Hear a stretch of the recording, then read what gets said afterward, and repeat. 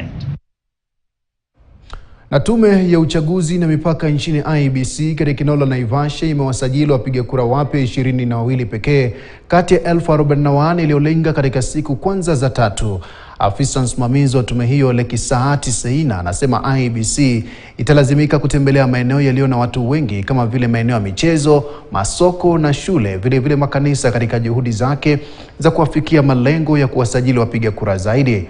Aidha, IEBC imesajili idadi hiyo ndogo licha idara ya usajili wa watu kutoa vitambulisho zaidi ya 1025 tangu mwaka 2022 katika eneo hilo. Seina amehimiza wakazi hasa vijana kujitokeza kwa wingi kusajiliwa kuwa wapiga kura.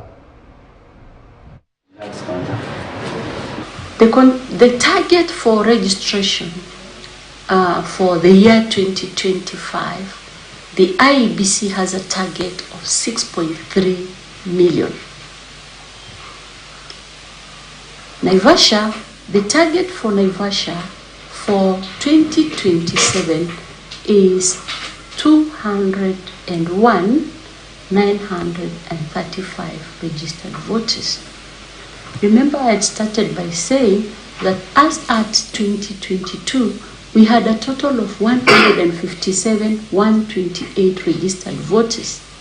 So way forward is we will have an addition of 44,807.